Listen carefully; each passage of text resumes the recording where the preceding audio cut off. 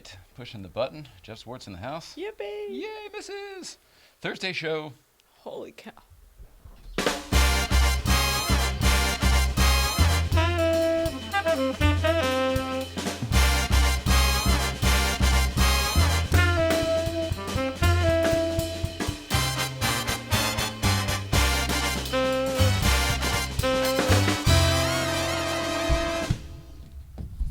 Yep. Hi, Mrs. Hello. Sound like the Muppet, the Sesame Radio. That's all I Yep. That's all I saw in my head.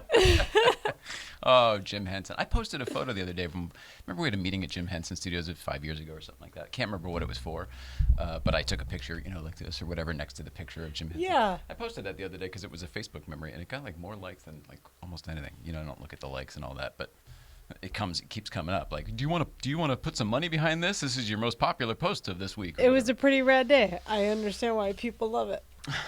All right, Mrs. Ryan, welcome back to you. Hello. Let's see. Let's get things started here, and then we're going to need to truck it right along today because there's a heck of a lot to do. Welcome back to the old late night playset, everybody. Today is November 14th. It's a Thursday. Mrs. Ryan, holy smokes. My name is Jay Ryan. This is Nicole Ryan. We have a fantastic guest today for PECLA week as it continues along. Mr. Jeff Zwart is in the house. He's actually having Mexican Coke in the kitchen as we speak.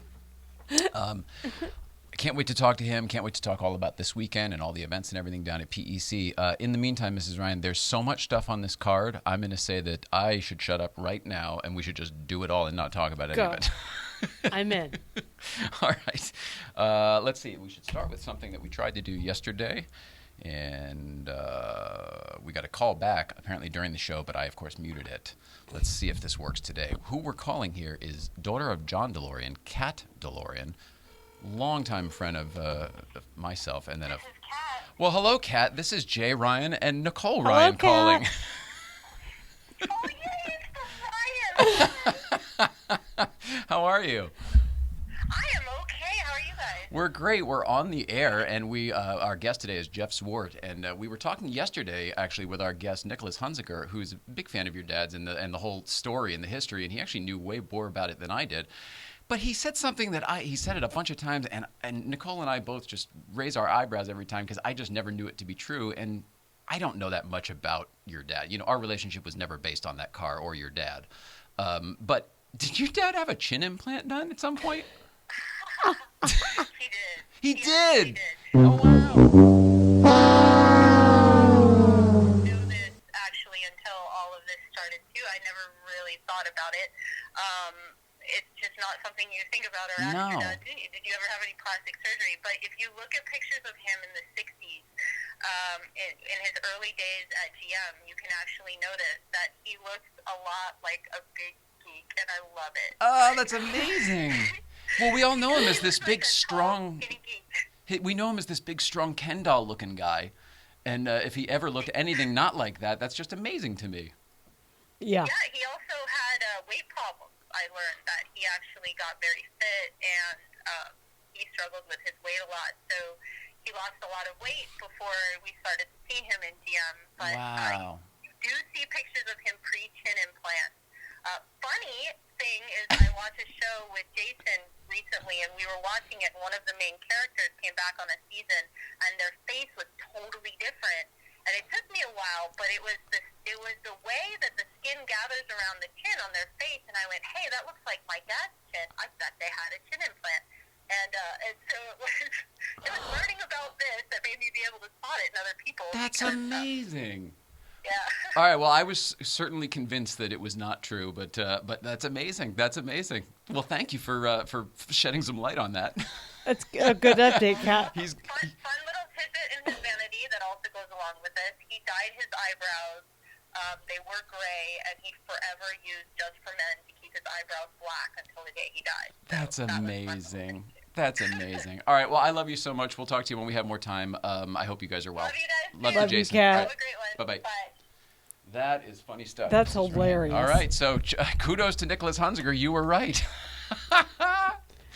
That's This is really your funny. shirt. That's Kudos really to funny. you. All right, so that's out of the way. Call that one. All right, we've got, quick East Coast feed. Let's pop it over here, check in with Danbury Chive, and see where he is today. Roll it out.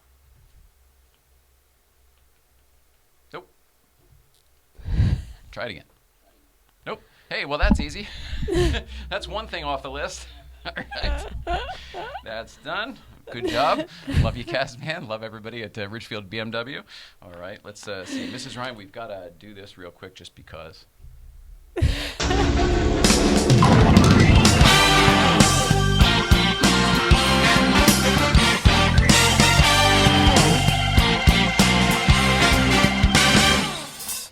Just enough time to go get the calendar. All right, Mrs. Ryan, it's the 14th of November. Put an X there to denote that David Letterman is not sitting there, but lots of stuff in the works.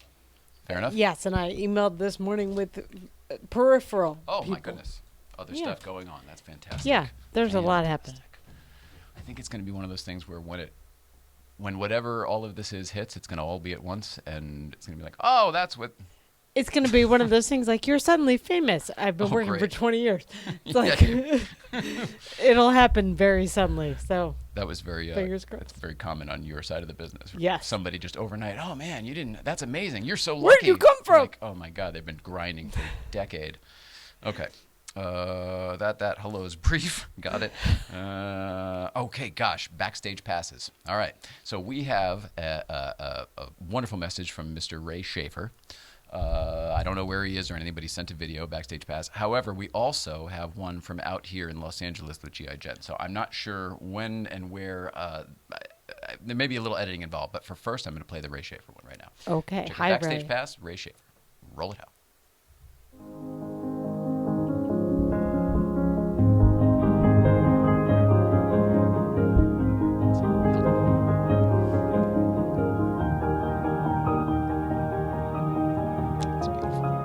Hello, Jay and Nicole from a beautiful Hilton Head Island Concours. When you see this, you're down in Daytona, and that's why I can't be there in LA to celebrate the anniversary of the PECLA with you guys.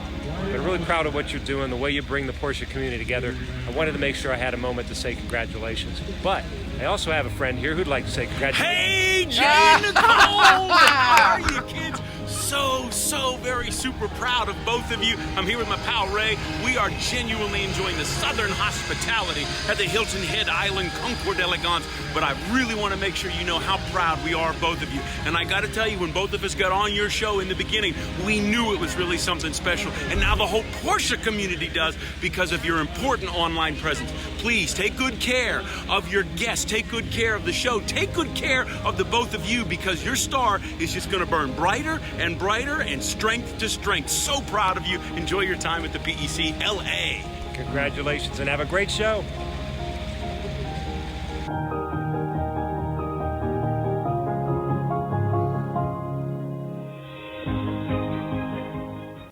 Oh, my goodness.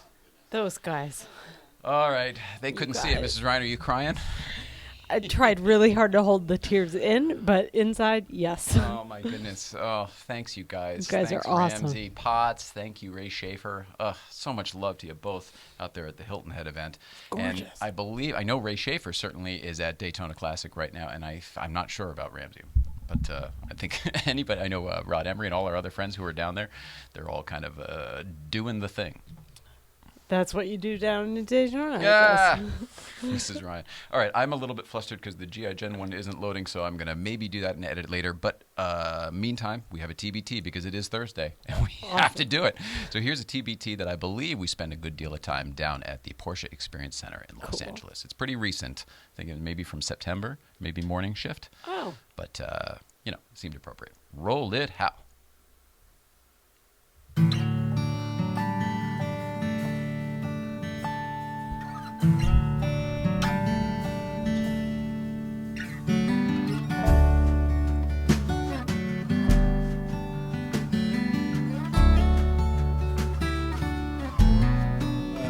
Twitter. And Twitter. What about Instagram? No Instagram? No, I gotta get to there. Yeah, I Okay. was saying so. And you were-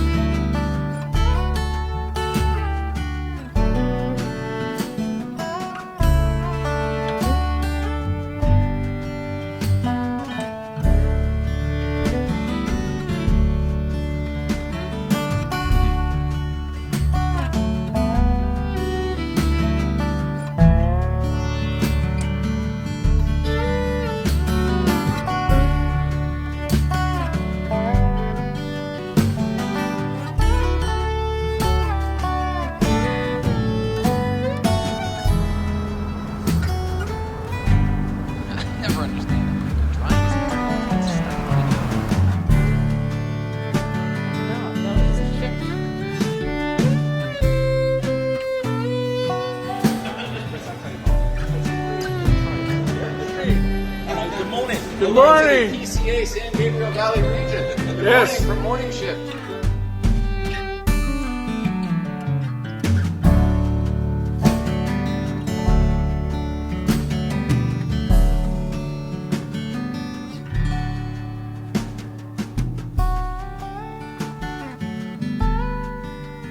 Yes, that's correct. We are here at the Porsche Experience Center, Los Angeles. Walking around.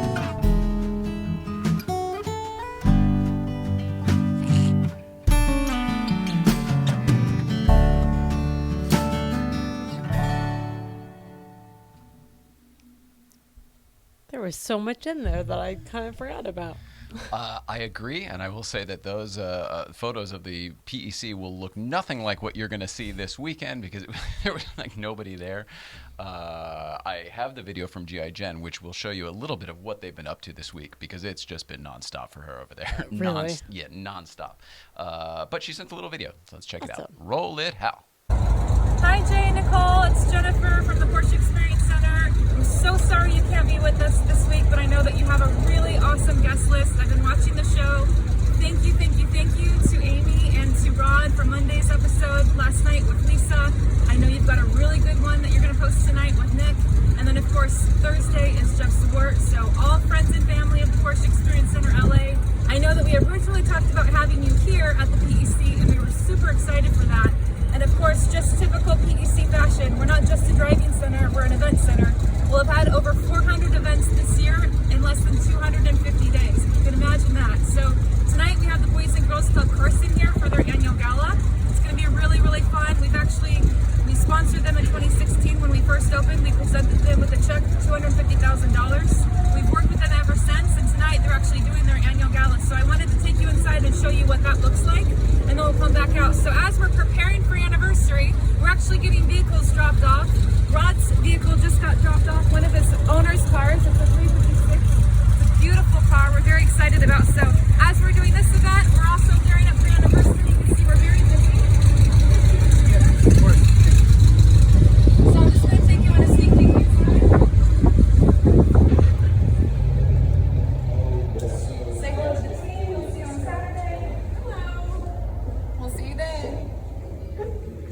And look how pretty this is. So the Boys and Girls Club, we're so excited to have them. We do all these events. This is a full facility buyout, so there's actually nobody here today but the Boys and Girls Club, which we're preparing for, and of course some of the vehicles dropping off. So I'm so excited to see you guys on Saturday. Good luck to Nick that's on the show tonight, and I know that he's actually going to be sharing a really cool thing that we're working with him for our anniversary, which is super special. Hopefully you'll get to see some t-shirts before we actually open up on Saturday, and we'll see you soon. There we go. We got it. All right, we did it. Awesome. Thank you, G.I. Jen. Thank you so for the much. video. Thank you for the little tour. There's not a square inch available in that gallery, I'll tell you Nope. that. Holy smokes. That's a fully packed space. I mean, every single area. It looked like even the models and stuff that are, usually kind of around the peripheral, those were all moved. Yeah, everything must go. Amazing. All right. Okay, how are we doing on time? All right, 15 minutes. Mrs. Ryan, I think I've got everything out of the way. TBT, what's going on? It's time to ask the question. It's time to ask the question that's on everyone's mind. I know I'm ready. Are you ready? I'm ready. Mrs. Ryan, it's time to ask the question that's on everyone's mind. What's going on? All right, I'll be quick. But Oh, you're fine. You're fine. I Take know, your time. but I'll do my best. The Ford all-electric SUV now has a name. Oh, It's coming out next month, and apparently they're debuting it here at the LA Auto Show. okay. But I realize my issue. I read through everything I read with the marketing lens, so I see through everything. That's what I was going to say. Anything you read that's put out in a publication has been written by someone like you. Yeah, or by some we told them what to write. So now I understand, and okie doke. So what are you saying? You can read through what they're... I can read through the bullshit. Yeah. To But put what it is it? very What is the clearly. bullshit that you're referring to? The headline today and the big news is that Ford has a new name for their electric SUV, and they're calling it the Mustang Mach 3E. Oh, wow. I totally confuse Mustang it. Mach 3. Mach E. Oh, There's Mach no E. 3. I keep confusing it with the Gillette razor, which was the Mach 3. From about 15 years ago, because I think Yeah. you're up to Gillette 96 now. Probably. But I but think I'm it's with you. silly that they're putting Mustang in the name, but now I see why. Well, is it a more Mustang? marketing. But yeah, I'm having a hard time with it. It's an SUV, Yeah. and it's a Mustang Mach E. Yeah, I agree. The marketing. I'm with you. Yeah. A long time ago, I used to like when BMW made 3 cars, the 3, the 5, and the 7. And I said, oh, okay, well, then an X, then you get that too. Now they kind of make a car for whatever your mood is. And that's a good thing for people who want, you know, customization and everything. Porsche's the same way. They'll make anything you want, really, down to the stitching and the colors and the whole bit. I don't fault that at all. I don't, call it what it is. Agreed. Personalization is fine, but personalize what you're making. Not a new. This isn't a Mustang. Because It's they're an not SUV. stopping making the Mustang, right? This isn't the new replacement. Isn't the Mustang what my brother likes? Mustang's a sports car, yeah. Yeah, it's not an SUV. All right. It's coming out next week, November 17th. They're learning a lot, scientists, astronauts, whatever. They go into space. They're learning a lot about space exploration and whatever, but they're also, something I didn't really know was that a lot of our healthcare systems come from what they learn up there, like the MRI and the CAT scan, and they're starting to incorporate the physical body and how that atrophies and is affected by different like cancer treatments and longevity of stuff, because astronauts are up there for like months. Yeah, at least sometimes. I mean, if you're on the space station, years sometimes. Yeah, little dumb things I don't think about that I kind of forgot about. Well, one thing that struck me there was it sounded like it might be new to you that a lot of companies out there make things for consumers and also maybe for other things like maybe government contracts and stuff like that, like General Motors, hypothetically. I mean, they're a huge government contractor with the things that they design for the I think that stuff probably filters down eventually into the cars that we drive, and the same thing with the medical field or any other. I totally agree, but going back to what I was saying before, like the message that people are putting out is what is in the news and what I read and can sometimes see through. So in this instance, I know a little bit about what they find up there, but finding how it's applicable to life down here is pretty interesting. Okay. Whatever. Cool. We'll see. There's going to be a new Beverly Hills Cop. I read that too, or I saw an article or something. Somebody was talking about it. I don't know how I feel. How do you feel? I don't know. I'm up near. I love Eddie. I love the Beverly Hills Cop. Well, the first 2 anyway. The third one's rough. It just is. John That's what I was going to ask you. I couldn't remember So it's that a weird one one to pick up now, but at the same time, I mean, aren't they doing another Indiana Jones one? And I find something to like in all of them, you know. They're I love that third rebooting a one. lot of things. I'm with you of like cars. Like call it something different if it's a different thing. Well, I'd love to see Axel Foley again. Beverly Hills Cop 4 implies, okay, we're acknowledging we're just continuing on with the whole franchise. And like, oh, that did happen. That weird one. Yeah, I see all the business behind it, so I know that this is a Paramount Netflix collaboration. So There's a new industry Bad Boys speaking. coming out, right? Like all that stuff is... And I know that Netflix wants to have Eddie do stand up there, so like it's all tied together. But I'm Very interested that they're at least exploring that possibility. Definitely. And Beverly you know Hills they've got Cop. our money because I'll watch it.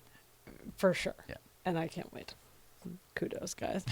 And then lastly, this made me so happy. In Pittsburgh, yesterday was National Kindness Day. Oh, I thought it was everywhere. today. Oh, okay. But in Pittsburgh, Mr. Rogers, is that what we're... they made sweaters for the newborns in a hospital there because she went to visit for National Kindness Day, and all the babies Who, were in Mrs. Rogers? Mrs. Rogers, Oh, Joanne. cool. And they all had hand-knitted cardigans and booties from a nurse there. That's awesome. See Yeah. a lot of the memes making the runs because of National Kindness Day, and a lot of them do have Mr. Rogers involved. I love that. Sesame Street, a lot of Jim Henson stuff Yeah, like that. it's all coming back, and I love it. And it was such a cute photo, so I'm going to put it on my... These were the people that, when we were young, these are the people that inspired the young people to do good. And now those young people are older, like our age, older, you know, in and around. Mm-hmm. And it's nice to get the reminder because a lot of people, myself included, yourself included, people just in general, we forget. We forget. It's hard. It's hard to be an adult sometimes, you know. And Life gets in the way, and you get really focused on other things. And there you go. It's easy to zoom in Yeah. on your own stuff, thinking it's so important, when the truth is none of it is important at So all. just We're all look just out. stardust, flying, all stardust. hurling through space. And that's been What's Going On. Woohoo! job, Mrs. Ryan. That's been What's Going On.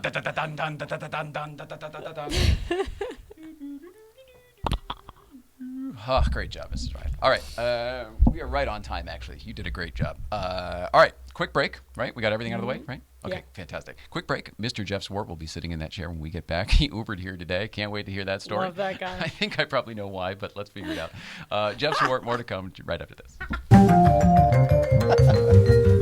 right, Mrs. Ryan, with that, we are back. We're sitting here with Jeff Zwart. Good thing I've been here before. I know where this goes. Well, I don't. Well, you've also been helping us with so much stuff. I feel like you know exactly where everything is in this place. I'm far from running this show, that's for sure.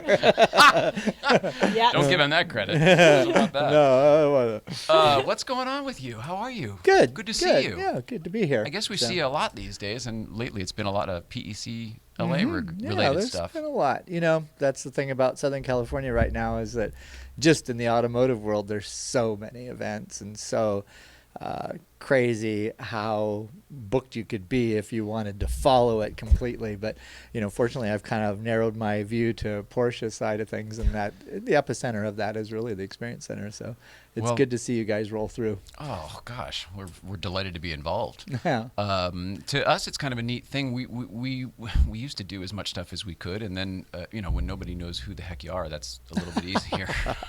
No, Well, you it's drive easier. a pretty identifiable car, so that's- maybe that's probably the first Yeah, awareness. and maybe that's part of it. But it's come to, you know, there's only so much energy and there's only so much time, and there are so many events. Yeah. We're so lucky Yeah. here in SoCal, Yeah. Southern California. And you know, that's just Southern California, and you know, this is a kind of a global phenomenon now, with Cars and Coffee kind of being the impetus of all of it. Is that here we are, you know, yeah, we enjoy it all here in Southern California, but I mean, I get invited to go do something in, you know, Scottsdale this weekend, and you know, I'm kind of could be anywhere also in are the you same going weekend. to Scottsdale as No, well? I'm not. Oh. I'm not. But I mean, the meaning is that literally there's parallel universes of cars out there in almost all every times. city center in the U.S. International. Like, It really is. We've become a weird hub for international people that, like, I know Australia and Germany follow us Yeah. sometimes. But a hub, I mean, Yeah. you know, the minuscule hub. Yeah. But there are people around, and that's kind of exciting for Yeah, us. and you know, Freeman Thomas, who you had on the show, you know, he has worked. He's done so much in his life, and so much of it's been done quietly by kind of the secret nature of automotive design, the things that he's had a hand in. But then just to be an influencer in the car, you know, culture in general. And I mean, truly, and he doesn't talk about it often, but he really created Cars and Coffee as we know it. You know, he's really the one who I'm Freeman, sure still talking there's about Freeman. yeah, Yeah. and I'm sure you can claim there's a lot of people that claim, oh, we called our event Cars and Coffee years ago and things. But I think the person that put it on the map, he made the sticker for the window, he did all those kind of things. When it moved to Ford as a formal event there, a weekly Saturday event, that was Cars and Coffee, and that was pretty much so Freeman. Obviously, there were other people who had a hand in it to make that happen. But, you know, Freeman, beyond what he can sketch so beautifully on a piece of paper, is really a dreamer of, you know, marketing and seeing things happen, and it's very cool. Is it vision? Yeah, he's vision? got a lot of vision, and he's working on it all the time. I love it. Well, I feel you're both probably that way. No, You're no. always cranking on something. Yeah, it is, but it's. I'll tell you, you know, it's your inspiration comes from your peers, and you know, he's certainly one of those people, Oh. and has been there virtually all my life. You know. Well, when I don't remember if it was him on the show or you, but somehow one of you were here, and that's how I found out that you grew up together. Yeah. Grew up next door neighbors. Yeah, or like something? maybe 3 or 4 houses apart. So That's yeah. amazing to me. But then you go to Wikipedia, and then it's the first thing on the. Oh, well, he grew up next to automotive designer Freeman Thomas, and it was like, well, holy smokes! Yeah. I guess everybody already knew that. Yeah. Are you still in contact with him as regularly as? Oh yeah, we talk quite a bit, and you know, obviously, just like all of us that are involved in the car world, we circle about through. You know, we've got our hubs in LA of the Peterson Museum, the Porsche Experience Center, the various Cars and Coffee events, and so just that kind of keeps us together. Let alone our common interest and common pursuits, and you know, I'm a guy who will send one photo saying right now. You know, I claim I created Instagram, but somebody else is taking that. But you know, I always send a photo of what right now, and it's something automotive related, and then he'll send some inspiration of right now, and that's the way these things gel. And I it's love fun. that. So That's a really cool relationship. Let's see. The last time I think we saw Freeman was at an event that I wanted to talk to you about because we really enjoyed it. Was the 000-914 event that Pete Stout had put together. Right. We learned so much about the car, also about the people in the community that we interact with on a regular basis, and maybe sometimes you don't really know necessarily what someone's achievements are or what they do for a living, et cetera, et cetera.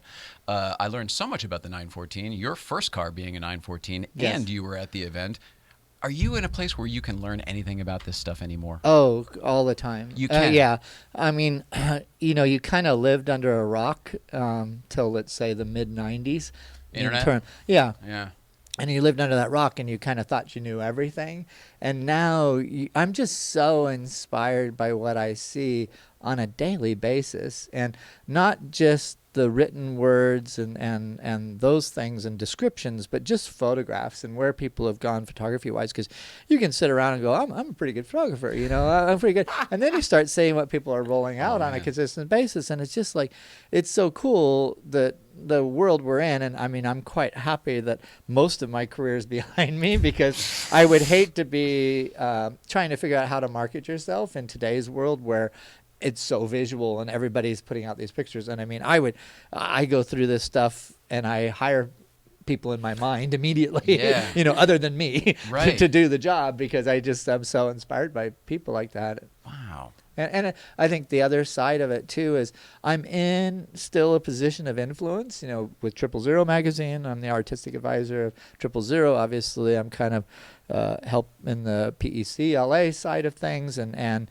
there's a lot of the Peterson Museum, and so it's kind of important for me to be aware of what's going on out there, not just on the automotive side, but the art side, and just how people are approaching things. So it's very easy to fall behind these days, and I think that's given me a lot of longevity in my own career. Wow, that's such a great perspective. We had a conversation the other day about, a young man tends to, you're amassing all this knowledge and all of the things that you think you're learning, and this is my value, and I've got all this stuff. And then at some point something happens in your life and you just kind of realize, oh no, the whole point is to just perpetuate all this stuff forward. And just give it it sort of kind of sounds like maybe times are catching up with that, but then where the hell do we go? Well, and it's a bit problematic because there is so much being given away that the business models we enjoyed, certainly I enjoyed in the still photography world and the film world, is really eroding. Right. And I think at some point, I don't know how to reverse it or kind of woe it back a bit, because, we all were trying to build contracts and build, ownership of imagery and all this kind of thing, and it's really kind of slipped away.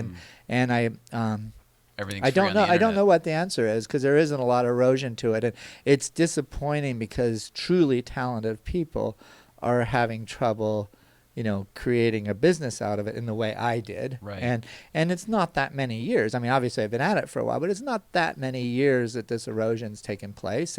And I keep waiting for it to kind of reorganize itself. But will that happen? Yeah, I don't know that it can. Yeah, I don't know that it can. And it's I can point to photography and filmmaking and the accessibility of it, because it was a little bit of a black magic, And when I got out of school, you went to school for it. You learned how to use these complicated cameras. Oh, yeah, film school. All that kind of stuff. And now, what you can create, pretty much on your phone. I hate saying that. I used to say that as a joke, and nowadays it's so true that it's almost like, well, is every time I say that taking work away from people who really shoot with a DSLR or whatever? Yeah. What do you think? Yeah, I mean, it is, right? Yeah, it really. I think that a goal in life or just a mindset is to leave yourself room to be in awe of things, and so that you are motivated and really impressed with the human action of whatever that may be.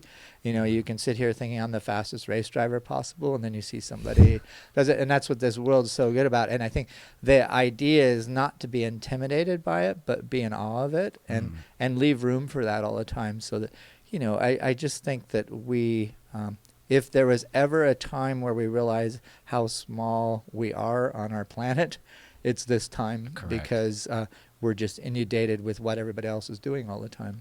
So. Saturated. Yeah, but I don't want. I think the big thing is that you can take that two ways. You can be depressed, like you're never going to have a chance, or Right, you can we'll be never get out of this inspired. hole. Be inspired, and I think that's how I take it. Is I want to be inspired. I want to see as many things as possible. I don't want to live thinking that this is it. So. Wow. You're so inspiring. Do you realize that? Is this just you being you? So you probably don't even think about that. I know. And, Do you know what I'm saying? My job description is kind of be an observer and then translate that into film and tell a story with it. So the observation side of things is so important to me. I'm really focused on observing, even when you drive here in the day or whatever. I think that's the reason why I'm so comfortable driving for so many miles. I mean, earlier this week, I drove to Colorado on Sunday, and I drove back on Monday. We see you roughly once a week these days, Yeah. and it seems like with every time I've seen you, you've been there and Yeah, back. in 36 hours, I did 2,000 miles, but yet the drive, because I turned it into an observation thing, it's just fun. Watching a movie. It really is, and the way it unfolds out that windshield in front of you, especially on that particular drive of starting on a freeway that's 12 lanes wide and some places 14 lanes wide, my goodness. and then And you're in a ultimately but ultimately end up on a single lane gravel road pulling into your destination is just such a cool thing to do it in. Literally, for the most part, the cars I'm driving in now can do it in one stop. Jezebel needs 2 stops, but I can do it in one stop, and it's kind of fascinating to have all that happen to you, and to actually be in control of your forward motion, because a lot of times we aren't in control of that when we go to the airport and we get delayed and we have to go through security and do that stuff. It's just kind of refreshing to just be doing, because literally our car is kind of our greatest enabler. So. We as people. Yeah, I agree. Yeah, it really. It's not that that's the right idea, but it is our enabler to get us out of places. So it's a good tool to get places. Yeah, I was going to say we didn't used to necessarily feel that way. It was a utility, whatever. But when you started getting sick and when things started to, your mobility started to lack, we really started to lean into the car and the events and all the other stuff, and that's where we learned the importance of it. And maybe even what you're saying, it became the vehicle to the outside world. Yeah. For her and for us. Yeah. No, it really is. It's even. The places you can go, and it's so cliche, but especially in LA here, we don't have a lot of options to experience things beyond a 4-block area around our house and or where we live. And then beyond that, it really takes a car to do it. And I wish there was other options. Like I said, it's not the best solution to it, but it's what we have. And I think the goal for the future is to make that mobility entertaining, number one, and make it super efficient where it has less of a, compound issue on the So you're saying more screens and less gas mileage? No, more gas mileage too. It's both. Or maybe no gas mileage. Oh, right, of course. Well, we had an interesting conversation with the Hunziker yesterday, who is not a fan of the electric car. But I drove the EV1 at the General Motors track way back in the 90s. Mm-hmm. Yeah. So I've known the electric car for a long, long time. What are your feelings on the future? Seems to be electric. So. It does, and I think that there was a time where every electric solution seemed to be based on kind of something that was pretty ugly looking. Yes. And suddenly they were making sure we knew this was an electric car. Yeah, this is something and different. hitting you over the head. New. In the wrong way. And then Tesla came along and made something really beautiful and very, very functional. And then, I just was at Niagara Falls for the the world premiere of the Taycan, and I was. You just saw it. It was the first time you kind of saw it where you had scale and everything around it. And, suddenly it was smaller. It was approachable. Yes. It felt more 911-like than Panamera-like to me. Really? And yes, absolutely. Wow. Absolutely. I agree with that. It looks more nimble also in paint versus the pictures the pictures kind of look heavy. And I don't know. I don't know. I can't wait to see you being around put it in movement. But being around it and seeing it that way and kind of getting into the ideals of Porsche, because they did a simultaneous reveal around the world of the U.S. or the main international reveal was at Niagara Falls. So when the backdrop fell away. Here was Niagara Falls behind you, gorgeous. and then in Germany it was the wind farms, and then Right. in China it was the solar panels, and so each backdrop dropped away to these scenes of renewable energy, and it made None it of which really a kind coal of brought plant. it together, because Right. I think that, you know, the bookends of the story, like just if you take Porsche, you know, the bookends of where it came from, and the decisions made early on in the first cars are still carried through to today.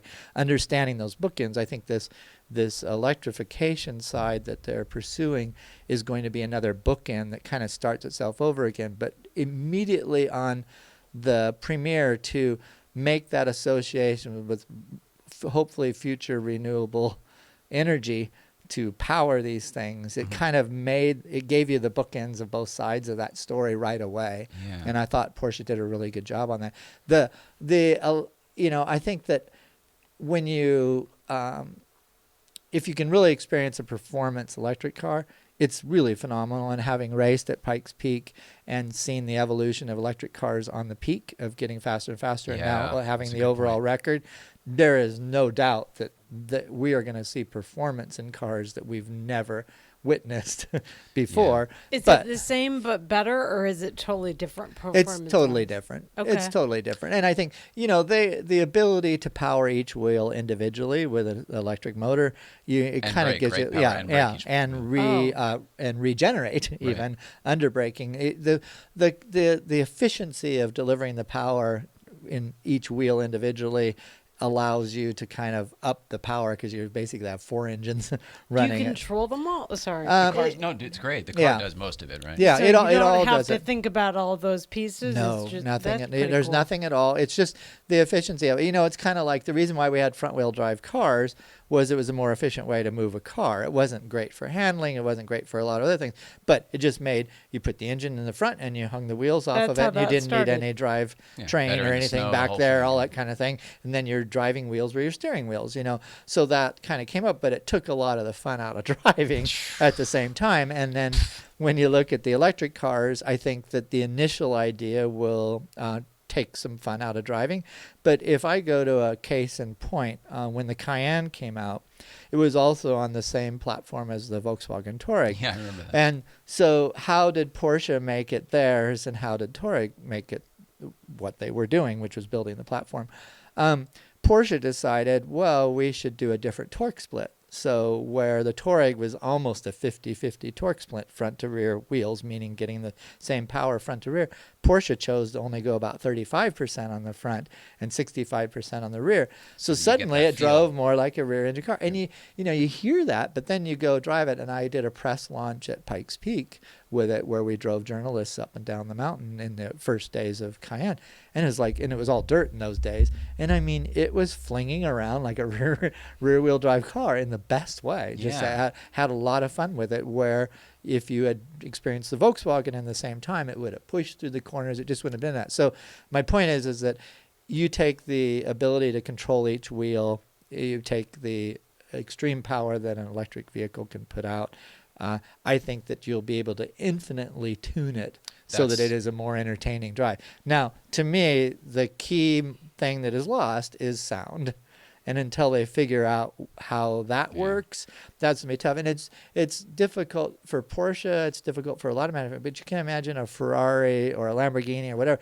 You know, that's all about sound. Yeah. So it'll be interesting to see how they solve that. And I know that I've been in workshops and I've heard about things that are being worked on in that Yeah. department. But I have too. I just don't know how I feel about it. Yeah. Even if they nail it, yeah, because it's a false sound. You Is know, it whatever still it goes important- against what we all think. Sorry? Is it still important, this sound? I think as an enthusiast it is. But, you know. Even if it's not real.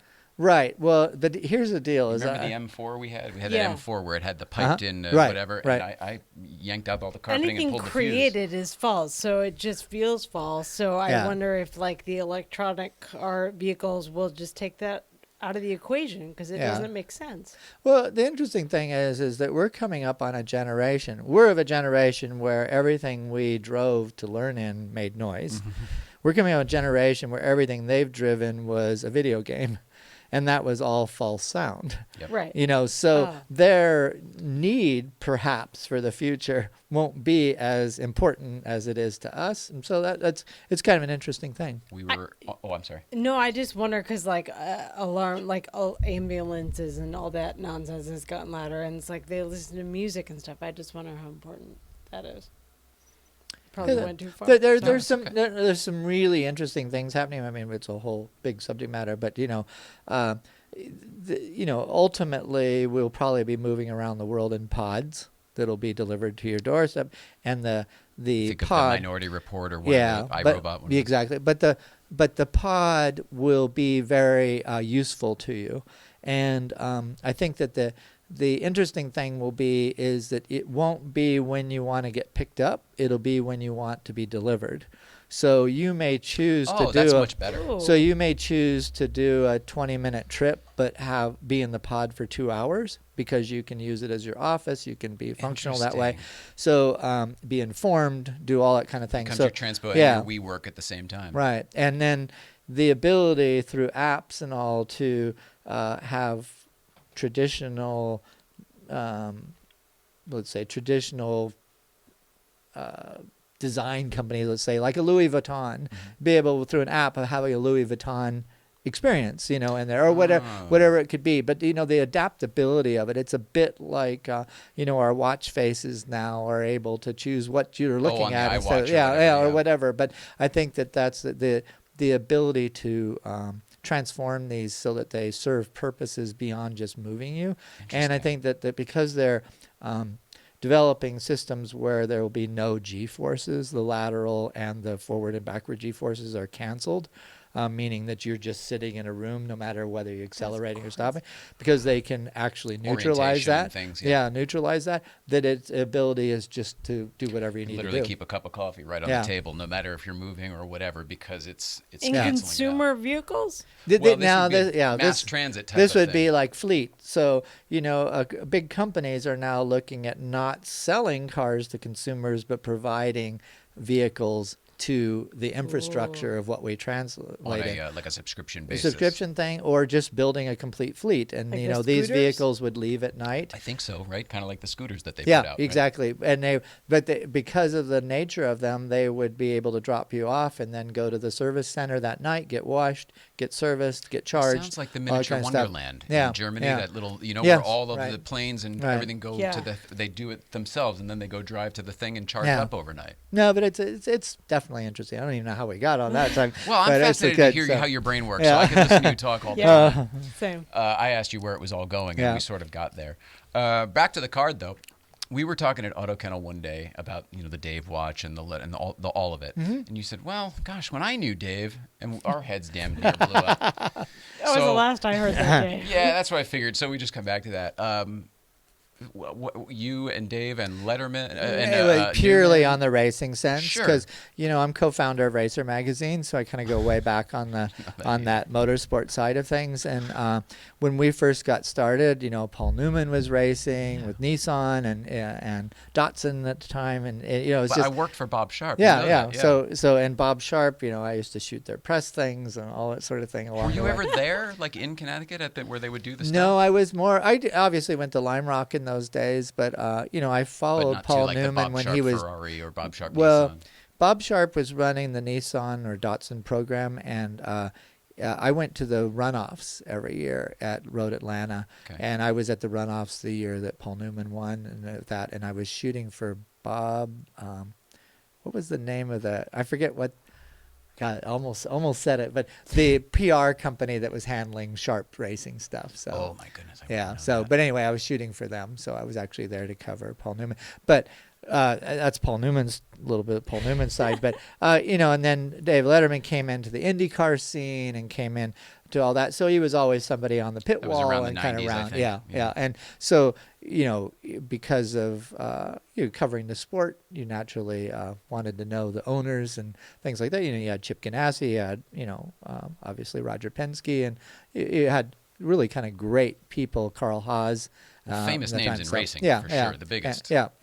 And David was there in that position. So that's as much as I know him. So That's such yeah. a riot, though. Just the way you dropped it. Well, back in the day at the Yeah, racetrack, yeah. it's like, Yeah. okay, no. That was Yeah. pretty random. You've No, lived that's a good. life, Jeff That's Swart. I'll good. tell you that. All right, so I wanted to cover Pikes Peak. Mrs. Ryan wanted to know a little bit more about Pikes Peak because even though we talked about it when you were here last in the 111 car and all this stuff, Lisa Taylor was here the other Yes, day, and we showed some pictures of the car that they ran, Yeah. this BBI car, I think, Yeah.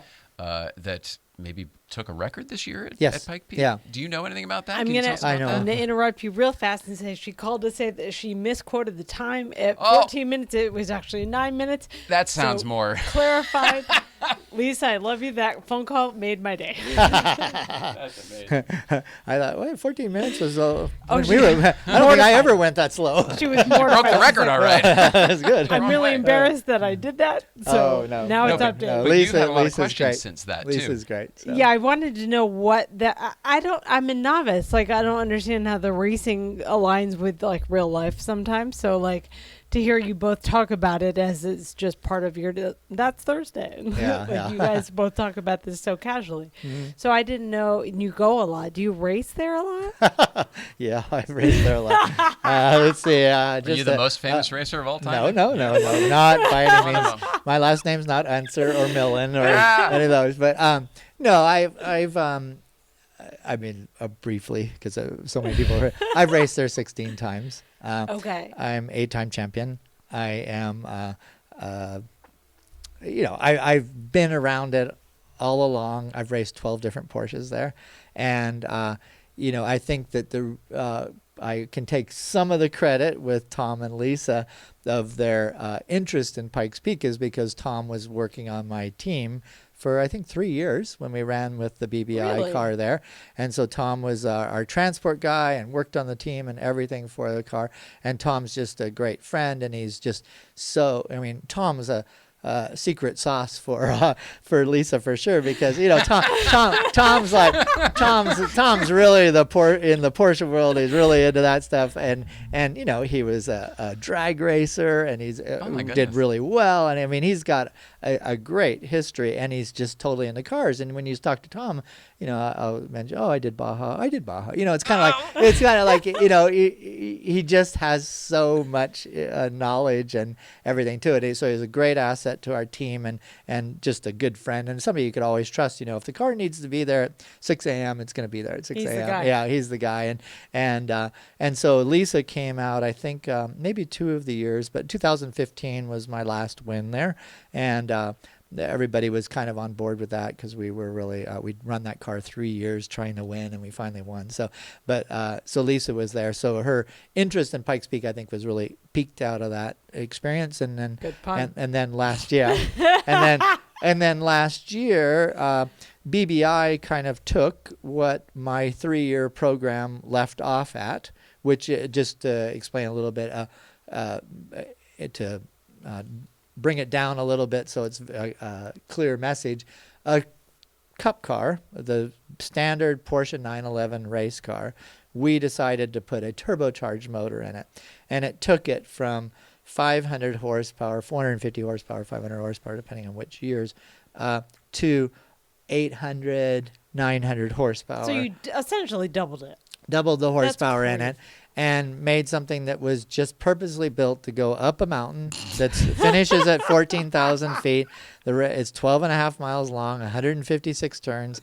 It's just a spectacular event. I've done it so many times. It's one of the least intimidating places for me to drive in the world. that But yes, something? there are 1,000-foot drop-offs and everything. So we did that car for 3 years, and BBI worked so hard, and Joey Seeley with the setup and the engineering on the car, and Joey's at Emotion Engineering now. So those two guys, Tim and Joey, put together a car that was great for me to drive, and we just had little things from weather to glitches year after year. Finally, that 3rd year we won. So a few years go by.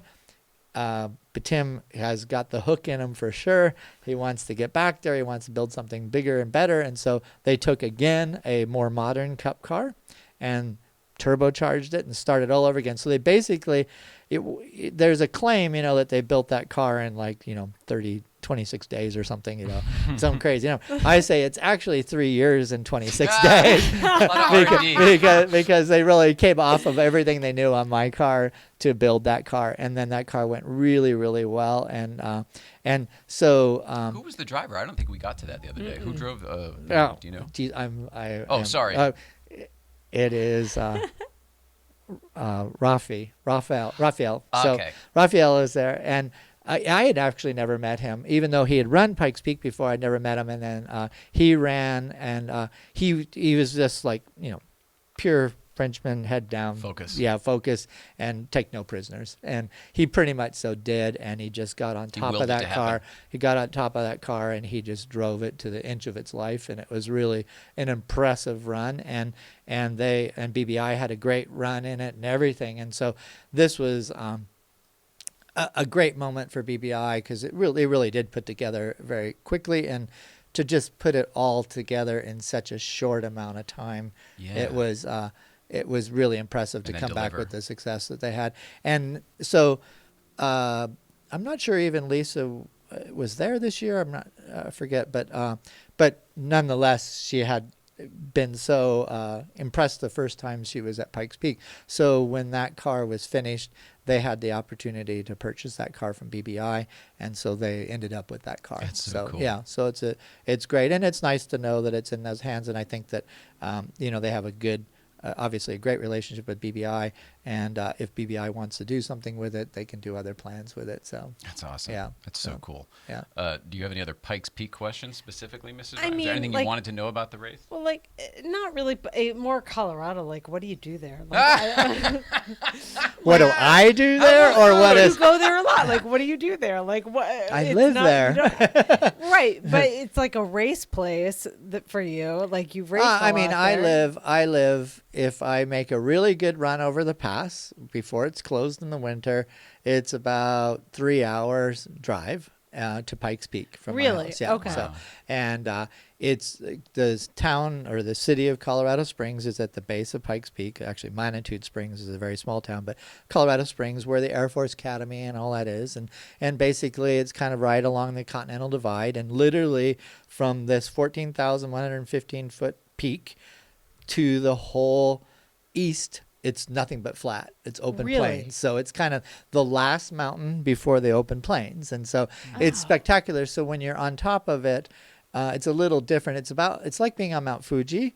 Mount Fuji it's not super tall, but it falls to the ocean. So, and the ocean is sea level no matter where you are. So that's a long way. That's a long ways down, and that's the way it feels like in Pikes Peak. Is that because normally you're on top of a mountain. If you're on top of Mount Baldy here or some of the other mountains, you'd be looking down on other mountains. But this is purely looking over open plains to Nebraska. One and done. So yeah, so it's huge. It's a huge mountain. So, and it's so impressive. It literally gets snow 12 months a year. It creates its own weather system. It's an organic being where everything happens in one day. Literally it's a 4 seasons a day mountain for a lot of the year. That's pretty cool. And funny enough, in February, depending on how the winds have been, because it's so exposed, the winds come in so heavily, it literally strips the snow from the mountain at times, and you can almost drive to the summit without any help in the wintertime because it's so stripped. And then there'll be a passive snowstorm come in, and it's 10 feet deep again. So it's a really fascinating place. And for me, it just is, it's something that it's identified to me as my racing, world, and I look forward to it every year. And now my role is with Porsche Motorsport, where I'm coaching the GT4 Club Sport class. So I work with Porsche Motorsport pretty much the month of June, and prepare 8 guys generally to run the mountain and make sure they get there safely and get there with lots of knowledge. I just give them every bit of knowledge I have. And so is it just knowledge? Or is it how to control the car and stuff? You better know how to control a car before you get there, because I say at Pikes Peak, you don't spin out there. you crash there. There's nothing in between because there's nothing. It's a 2-lane wide road, and there's nothing on the outside of it. So when you do make a mistake, there's generally consequence. And so you want to be, and that's part of our job with Porsche Motorsport, is vetting these drivers, saying, yes, I think you are okay to drive there, because you better have car control, you better have knowledge of reading the road, some things that are a little bit different than there is a degree of that obviously in road racing, but I want an accentuated degree of that for Pikes Peak. Right. So I would imagine. yeah. Do you train down at the PEC in LA here? No, it's funny because of the dynamics of Pikes Peak. It starts at about 9,000 feet, the starting line. So at the highest in the crest, yeah, right around 8 at the highest. So it starts higher than the highest we go. Okay. Yeah. So that gives you some idea that, and so nothing is the same, both from the human side of breathing and comprehension and everything. Almost like a fighter pilot, right? Yeah. You have to do the different things to keep yourself... Well, hopefully you're not getting hypoxic or anything. No. But keeping yourself, even up at 8,000 feet, you have to all of a sudden check in with yourself to make sure that you are. Yeah. To put it in perspective, if you have a pilot's license over 10,000 feet, you have to wear oxygen. And we're racing another 4,000 feet higher than that. Do you guys wear oxygen? When I lived full time in Colorado and was kind of really racing at Pikes Peak every year, I never wore oxygen at all. And it wasn't until 2013 that I drove this car, and I was suddenly really busy in it. I'd spent a lot more time out here in LA. I thought, I better wear oxygen here, because it just is. It's really impressive. If you ever question what oxygen does for you, it's funny. You get to this summit and you've run your race and you've been in the car for 10 minutes or whatever, just putting everything on the line to get there. And you get there and you realize you're just panting when you get to the top. You take one hit of oxygen and it literally is an instant recovery. It's really fascinating. It works that quick. Yeah. Holy cow. But generally, I'd lived 25 years at 8,000 feet, so I'm, kind of halfway acclimated. But that's talking about the personal dynamics. The car dynamics, you're losing about 35% of your horsepower between the sea level and the top of the mountain. How come? Because there isn't enough basically oxygen or air going into the car to create the horsepower you need. The air is thinner at altitude. Yeah, I don't know how that stuff works sometimes. It's quite complicated, but it shows even up at when you get to Newcomb's, there's less power up there. Yeah, your foot, and then you drive the Pre-A with 67 horsepower to the top of Pikes Peak. You're literally in first gear trying to get up the last few turns. It's amazing. But there's another one for the electric vehicles. Yeah. So there's no effect to the electric vehicles there.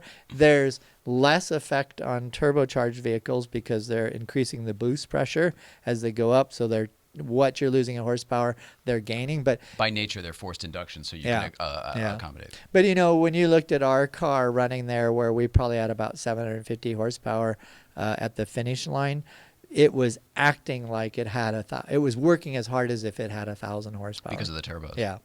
So Jeez.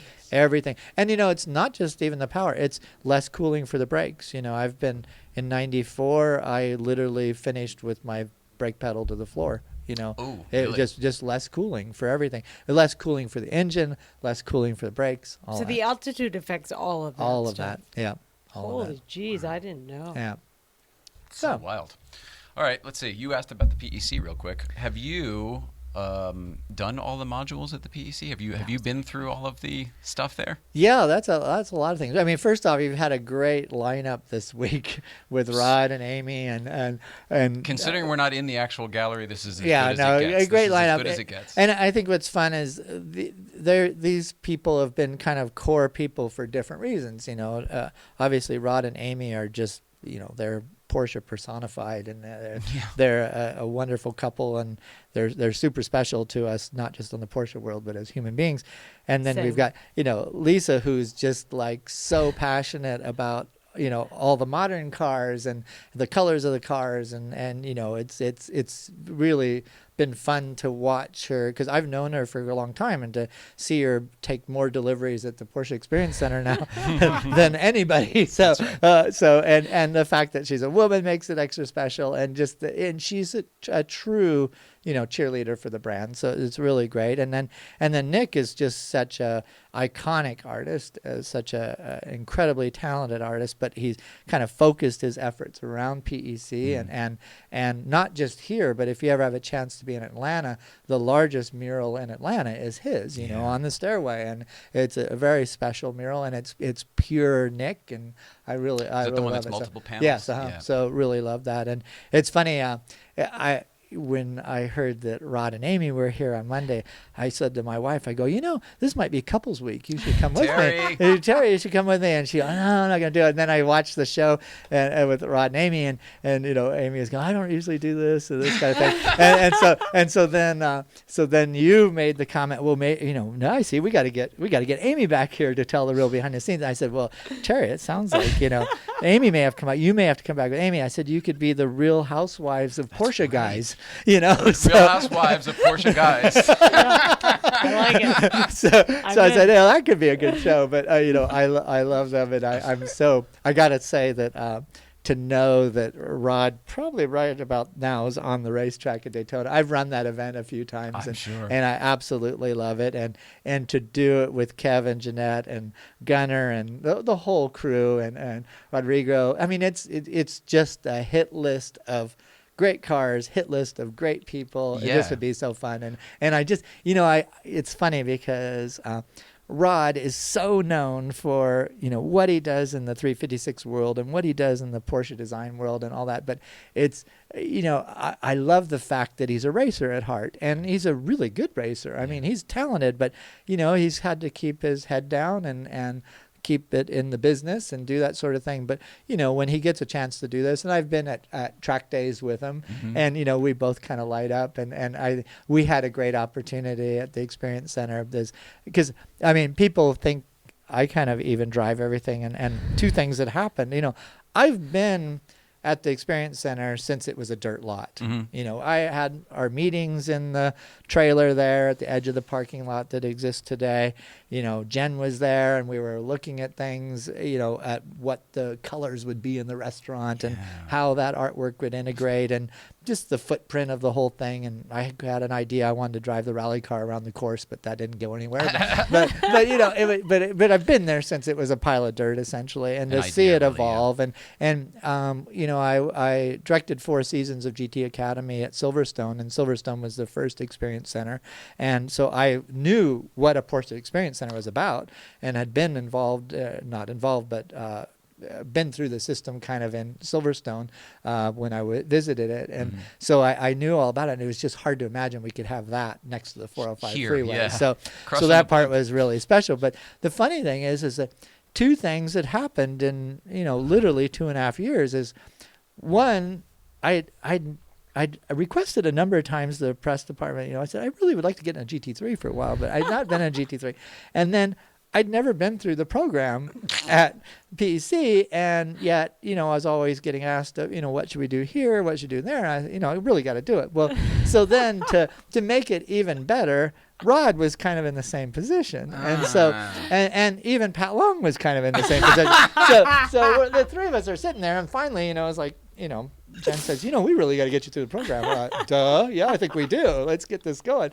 So it was just so fun because Rod and I showed up early in the morning, and we went through multiple programs, the off-road program and the car programs, and drove multiple cars. And I said, I've never really driven the GT3, so I spent a lot of time at GT3. And I don't know whether to say poor Johnny or whatever, but Johnny was my ride-along, coach for the GT3. And I was like, Ferris Bueller's Day Off, kind of. I just was having so much fun. And I just think it's just, you talk about it.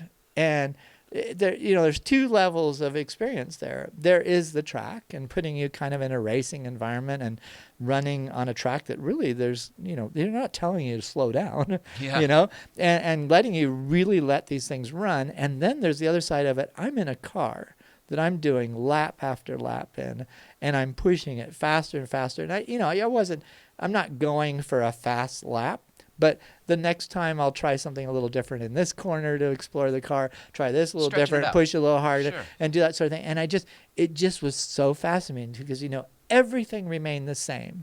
Your brake pedal remained at the same height. Oh. The grip levels remained at the same height. New car Yeah, stuff, you that's mean, kind of it just was so incredible how capable that car was. And I was just giddy. And I was kind of almost self-conscious of how much fun I was having in it. And I literally get out of the car and I take one look at Rod and he's the same.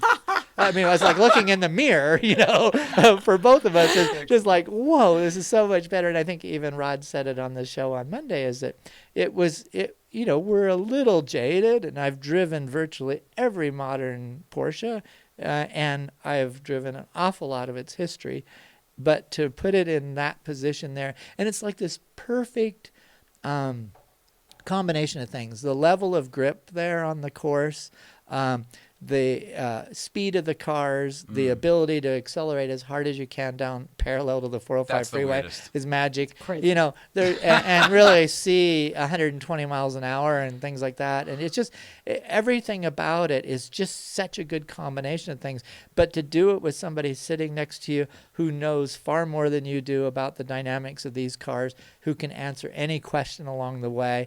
And let's face it, it's the Porsche Experience Center. And experience is like, in italicized type, bold. It's so epic, the experience that's there.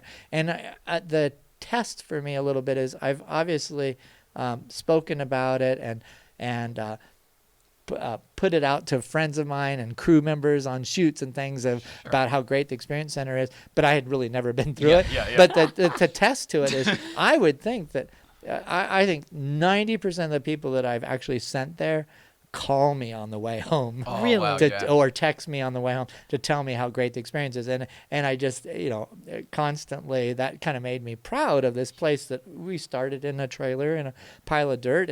And those guys just took the reins of it and really created something special. And I've not been to Hockenheim and obviously not been to China, but I just think this is one of the best of all of them out there. It's certainly the scale of it's one that the cars get quite long legs on it and get to really kind of run on it. And it's really, really impressive. And the coaching staff and you start naming names, there's just so many people that are so solid there. Yeah. And there's a calmness to their delivery as a coach that I think it translates to the way you drive around there too. And I like that. I think that the delivery of things, and then obviously the equipment, to go from a Cayman to a 911 to a Panamera to taking the off-road course and putting a That's my favorite. Cayenne on the side or looking at nothing but sky, where am I going? Kind of thing. I love that part. It's really, really great. So that fact is, it is an experience center, but it's got to be something very special in the car world. Yeah.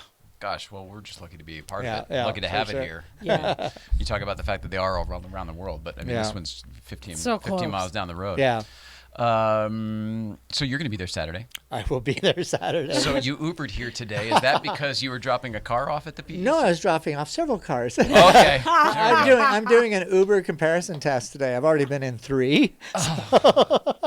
So were you just doing the relay back Yeah, and forth? so I drove early this morning, one of my cars, and went there and just literally put it in the parking lot, called Uber Gotcha. as I was rolling in. Actually, Jen called it for me, and I had the next Uber lined up, and I went back to the shop, picked up another car, and it's kind of like my cars are all street licensed, and so it's just I make good use of that. Oh, I Are they love all it. there? All that you're bringing? No, I've got one more to take tomorrow, but it's fine. So it's just that it's kind of like my days are so packed that if I could be, I don't really care whether I'm in an Uber or driving myself. So it was Yeah. the most efficient way to do all of it. But it's quite funny because there's just we're so it's so random what happens on the freeways here, and it's just weird because you leave the experience center, and I'm what is it, 28 miles to here or Yeah, not something? even- yeah, And something. you know, and so in your mind you go, well, that's 28 minutes, you know. But Oh, good and Lord. then Or an even hour when or it says 3. that it says it's going to be 45 minutes, and then it's like accident ahead, 2.5 miles, and now it's 60 minutes. You know, it's like it's just it's Rerouting so through weird. West It's Covina. weird, and that goes back to what I was saying. It's just nice to be able to control your forward motion sometimes. And this is it's definitely trying here. Welcome to LA. Yeah, it definitely is. Definitely is. We're not going to say what those cars are, right? You got to show up there to see. Oh, the you know, I mean, surprise. there's no surprises for me. I have it's the same cars that have kind of been in and out Sure. of there, but we're gonna, but it's just nice because that we have obviously a monthly morning shift, yeah. and that is great on one level, and it's like compressed into a few hours, and this will be an all-day celebration. And I think what it does is it opens people's eyes to the whole facility in a little different way. And you know, you've got the 917 restaurant there, which is open, you know, every day of the week that they're open for lunch, and then 4 nights a week it's open for dinner. And and I mean, it's not just a 917 restaurant with a kind of a cool Porsche name. It's a top rate eatery. You know, it's really Really something foodies special. welcome, yeah. Really they've good really done. They've really strive to be a very special experience in there, and I think again that's the experience side of things. It's The whole team something over special. there, the way they all work together, we really got to experience it. Even though the result didn't work out this particular time, it will in the future. Just watching how they all work together, it's very impressive. It's a great team, and I think that's the nice thing is it's you know, when you look at all the places you could gather a team of people to run, this is an enthusiast's dream. And generally speaking, everybody you talk to is into the scene and the car world and all that. And I think, you know, we look at things, you know, I look at my world of advertising as that, you know, I shoot for every car company virtually. Yeah. And Well, I'm you can't asked be to do shutting out tasks work. of, you know, narrative or high performance things or just visual things. But yet when I do something for Porsche, I'm kind of doing it for my peers. And you kind of get that same feeling there as everybody's kind of doing this for their peers. You know, it kind of comes back to haunt them in a way, you know. So it's cool. It's a cool motivation. It's interesting you bring that up. We were shutting it down with Lisa the other day, and she said, you know, Porsche's a family. It's just, there's something about Porsche people, Yeah. Porsche people. And, you know, everybody says that, but there just is some truth to it. Yeah. I can't find it. I can't say what it is, but there is some truth to it. It's more definable now. You know, growing up, our only link to each other was that it was a tradition that if you were driving the other way and you saw a Porsche coming, you flashed your lights. Oh. You know, you always flash your lights because Porsche had it on the stock to be able to flash your lights. And that was the way my father operated and everybody else in kind of the Porsche club or whatever. But the social aspect of it really wasn't there that much. And now we are so overly social on it that but in a very positive way, and the family. And I think that the nice thing is that if we can, my biggest thing in my little world of Porsche is to link things, to never forget the past, to kind of always try to contribute to where it's come from, so that it doesn't just feel kind of on one level of it's a new GT3 or it's a new Sport Turismo or whatever, which are all great cars, but any car, any modern car out there can be linked to something that we've done in the past, even in the Taycan situation. So It's pretty cool. yeah, The heritage. yes, it that really they is. salute. Yeah, How you doing? You feel good? I feel very good. Very good. It's always a delight talking to you. Thank you for thanks. coming all the way up here again. Oh and no, it's everything. good. Just an Uber trip away. I know. all good. It worked out great for Rod and Amy. Two No, block I know walk over. they are totally local. So I really, you know, always happy to see you guys. But I've also thought it's been a good week. I mean, it's a tough crowd to follow in the week, but it is leading to obviously the 3rd anniversary and everybody there. And I think that, you know, we've kind of heard this week from the staid and true kind of people to it, and in different areas, which I really like, you know, with Lisa and Nick in there.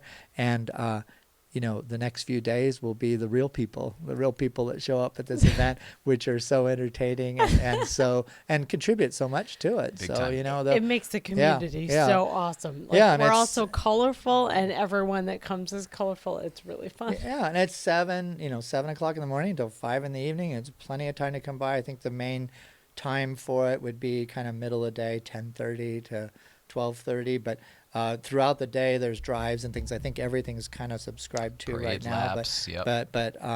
But there's still maybe some room if you want to check in for something Cool. there. But I think that it's a I know great that she day. said the turnout or whatever, the reception has been amazing. Yeah. In that they're It's expecting really a great. lot of people. It's the only time of year where you get to drive your personal vehicle on the track. This is Really? the only time. Yeah. Are you driving on the track? Yeah, I will be part of one of the groups, and Cool. but it's just really special because the thing that you've driven by all these days in the 405, you actually get to drive your personal car around it, and that'll really be fun. And that by nature is a lot of motivation to be there. Yeah, it's a weird That's perspective pretty shift cool. when you're inside. You're looking out your windshield over there. Yeah, it's yeah, neat. it really is. And where else do you get a chance to kind of put your own car on a racetrack? So it's pretty cool. I love it. That's All right, pretty well, cool. we're looking forward to it. I'll tell you that. Good. I know that. Well, we're looking forward to having you there too. So always. so. And Jezebel will be there. Oh Very my goodness, important. Jezebel! We couldn't stop talking about the day we saw you last. Must have been right after Halloween. Mm-hmm. Unicorn for Halloween. That was adorable. Yeah, it really empowered her. She's taking on everything in town, so it's good. But no, she'll be there, and Then she plays with Turbo and Targa. yeah, Turbo and Target. And, well, her real friend's Koa. You generally okay. see Koa at Koa the older? experience. Koa's older and Okay. wiser and a little Ah. calmer and all, but she knows obviously the whole because Lisa and Tom have a few dogs and Few animals. and we've all hung out together. But she definitely Koa and her have a special bond. It's kind of like So sweet. we're here at the PEC again. Let's make the best of it. I took video the other day. The moment they arrived, Yeah. it was truly just like Yeah. us and friends. Oh, I haven't seen you in so Yeah, long. How have you exactly, been? Oh my exactly. goodness, give Well, me a big she hug. now cries when I turn off to go in there because she knows she's going to know so many people. So it's excited. It's quite funny. Yeah. Oh, that's That's amazing. like a dog version. It's like the animated movie, Secret Life of Pets Uh-huh, or whatever. Oh, exactly. Yeah. That's awesome. All right, well, that's it. We did it. We did it. We made Thank it. We you. did it. The week's up. Thanks for having me, and I Jeff, look I'm so forward glad you to it. came here. Thank no, you. We're, It means we're so everything. Mrs. Ryan, tomorrow is Breakfast Club. Saturday is the 3rd anniversary at the Porsche Experience Center, Los Angeles. We hope to see you there. 7 to 5, I believe, are the hours. Yep. Highly suggest you sign up or at least look online to see if you can still get in on some of the stuff. 'cause Yeah. there's a But lot at of- lot least of fun come by. events. At least come by. Definitely for come sure. by, Yeah. but there's lots of stuff And it's going on. not just restricted to Porsches. I love Please that. come by and just see it in whatever vehicle you want. So That's the it's other good. thing I love about that place. It's open to everybody. You Yeah. don't even Yeah. have to have a Porsche. Yeah. Just come in and learn. Yeah. And then Sunday we've got the 5C event down at Mila Chocolates. That's always a fun one Cool. with Kirk too. So, Mrs. Ryan, I love you so much. I love you. Jeff Zwart, we love you so very much. Thanks so much. We love everybody at home. Thank you so much for being with us this week at PECLA week. Oh my goodness. And we'll see you all Saturday. Have a great weekend. Love one another.